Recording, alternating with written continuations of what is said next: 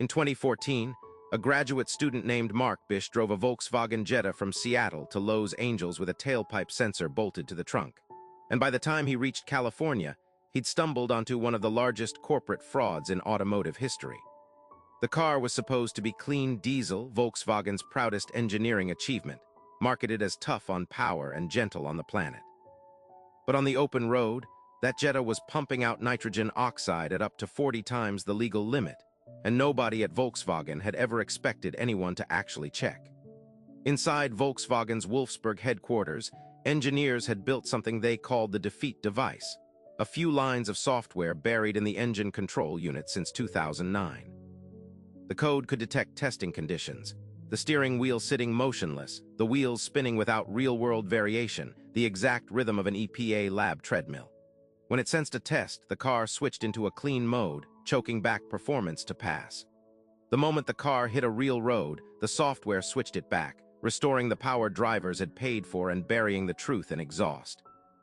11 million vehicles worldwide carried this code, sold across dealerships in Germany, the United States, and beyond, each one advertised with a green leaf logo and a promise of environmental responsibility. If a story like this makes your stomach turn, we post 3 of these every day, so subscribe to make sure you never miss one. The scale wasn't an accident or a glitch. Internal Volkswagen documents later showed engineers debating the software by name and emails, fully aware of what it was designed to hide. The unraveling began with the International Council on Clean Transportation, a nonprofit that funded Bish's road test simply to prove how clean American diesel technology had become. Instead, the data came back wrong, and by September 18, 2015, the EPA issued Volkswagen a formal notice of violation. CEO Martin Winterkorn resigned within days, insisting he had no personal wrongdoing, but the company itself admitted the deception publicly, a stunning reversal from a corporation that had spent years denying anything was off. Drop a comment below if you'd have caught it faster than the regulators did.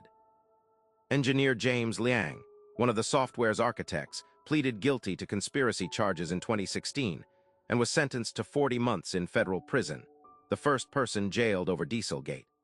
Volkswagen ultimately agreed to pay more than $30 billion in fines, vehicle buybacks, and settlements across multiple countries, and the company bought back nearly 500,000 cars in the United States alone. Owners who thought they'd purchased the greenest car on the lot found out they'd been driving a rolling violation the entire time. A decade later, Volkswagen still hasn't fully paid off the damage, and regulators in Europe are still investigating how far up the decision chain the defeat device really went. Hit the bell so tomorrow's story lands in your feed the moment we post it.